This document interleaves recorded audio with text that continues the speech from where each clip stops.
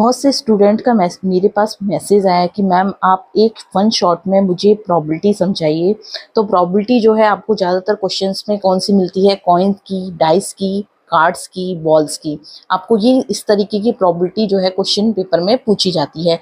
तो अपन कॉइन से स्टार्ट करते हैं कि यदि वन कॉइन आपके पास टॉस किया गया है तो उसका सैंपल स्पेस आपको किस तरीके से देखने को मिलेगा।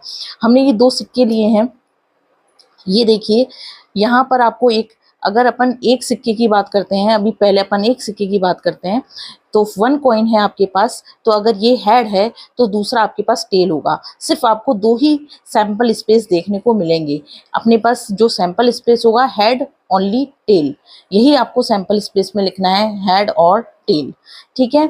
और आपको प्रोबेबिलिटी का फॉर्मूला पता ही है कि क्या होता है, number of favourable cases divided by total number of possible outcome. Number of favourable cases divided by total number of possible outcomes. ठीक है, ये अपने पास होता है।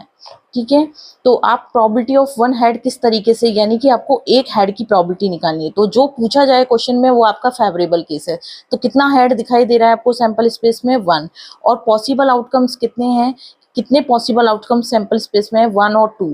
तो 1/2 जो है इसकी प्रोबेबिलिटी हो जाएगी। इसी तरीके से प्रोबेबिलिटी ऑफ वन टेल की बात हो रही है, तो अपने पास टेल क्या है, कितना है फेवरेबल केस, जो क्वेश्चन में पूछा जाए वो आपका फेवरेबल केस है, तो टेल कितना है, 1।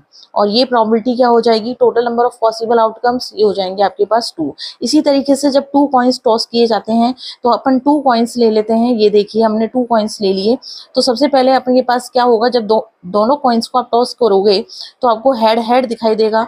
तो ये अपन ने हेड हेड लिख लिया। हो सकता है मैं दोबारा उछालूं तो एक हेड हो जाए और एक टेल हो जाए, तो एक हेड टेल लिख दिया। हो सकता है कि दूसरा इस तरीके से आ जाए, तो एक टेल और एक हेड हो सकता है, और दोनों हो सकता है कि टेल टेल हो जाए, तो ये अपने पास टेल टेल हो गए। तो इसके अलावा आपको कोई कॉम्बिनेशन देखने को नहीं मिलेगा। जब आप दोनों कॉइन्स को उछालोगे